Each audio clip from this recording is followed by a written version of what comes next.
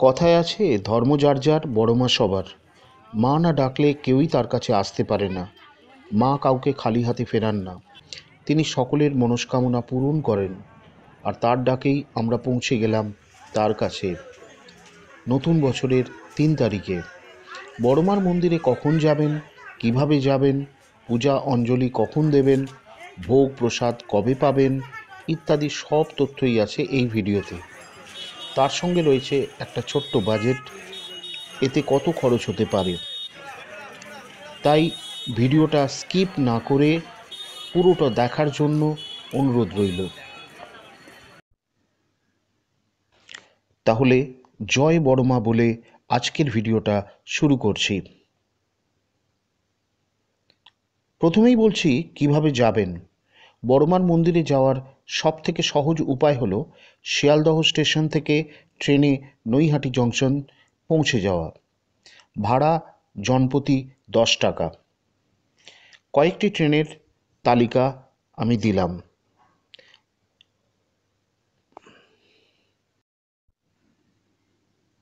নৈহাটি পৌঁছে 1 নম্বর দিয়ে বেরিয়ে মন্ডা মিঠাই মিষ্টির দোকানের পাশ দিয়ে চলে আসুন।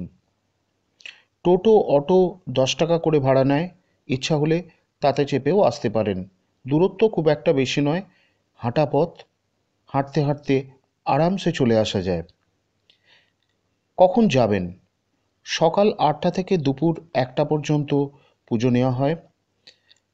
দুপুর আবার 1টা 30 থেকে 2টো 30 পর্যন্ত পুজো নেওয়া হয়। আর বিকেল 4টে থেকে 8টা পর্যন্ত পুজো হয়। সন্ধে 6টা নাগাদ সন্ধ্যা আরতি হয়। চেষ্টা করবেন সকাল সকাল আসার, কারণ এখানে প্রচুর ভিড় হয়, অনেক লোক সমাগম হয়।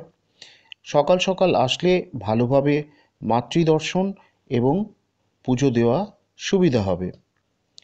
মঙ্গল এবং শনিবার সব থেকে বেশি ভিড় হয়। ভোগ প্রসাদ এই দুটো দিনেই পাওয়া যায়।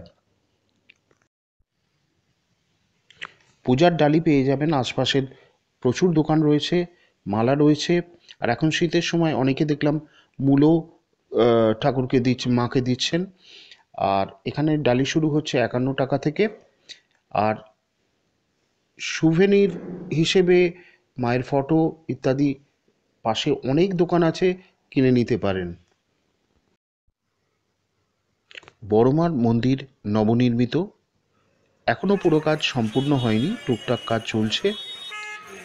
গর্ভগৃহের কাজ শেষ হয়ে যাওয়ার জন্য, সম্পূর্ণ হয়ে যাওয়ার জন্য মন্দিরের দ্বার খুলে দেওয়া হয়েছে এবং ভক্তরা আসছেন, দর্শন করছেন। এখানে মায়ের মূর্তি ছোট এবং রক্ষাকালীর মূর্তি। এই মূর্তি বিসর্জন করা হয় না, সারা বছর প্রত্যহ পুজো করা হয় এবং ভক্তগণ আসেন দূর দূরান্ত থেকে তাদের মনস্কামনা নিয়ে। এবং মায়ের যে বড় মূর্তি, অর্থাৎ বড় মার যে রূপ, বিশালাকায় রূপ, সেই মূর্তির পুজো করা হয় কালী পুজোর সময়, দীপাবলির সময়। এবং তা মাকে সাজানো হয়, সেটি মাটির মূর্তি, তার উচ্চতা 21 ফুট, 12 কেজি সোনার গহনা এবং 200 কেজি রূপোর গহনা দিয়ে মাকে সাজানো হয়। মন্দিরের ভেতরে যে মূর্তিটি রয়েছে তার পুজো প্রতিদিন করা হয় এবং ভক্তগণ আসেন, পুজো দেন। মন্দিরের ভিতরে অর্থাৎ গর্ভগৃহে ছবি তোলা, ভিডিওগ্রাফি করা সম্পূর্ণ নিষিদ্ধ। তবে মন্দির কর্তৃপক্ষের অনুমতি নিয়ে ভিডিও তোলা এবং ফটো তোলা যায় দূর থেকে।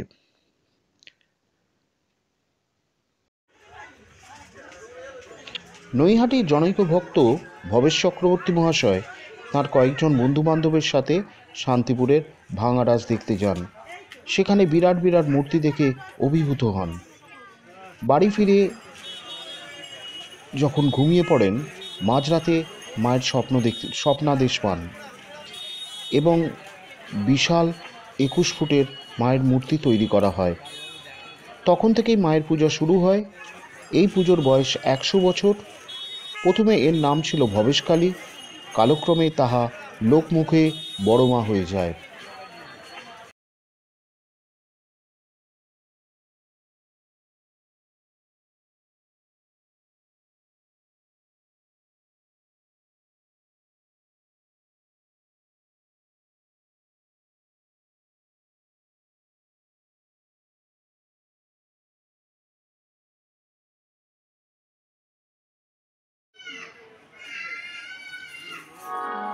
For the kind attention of the passengers, train number 378330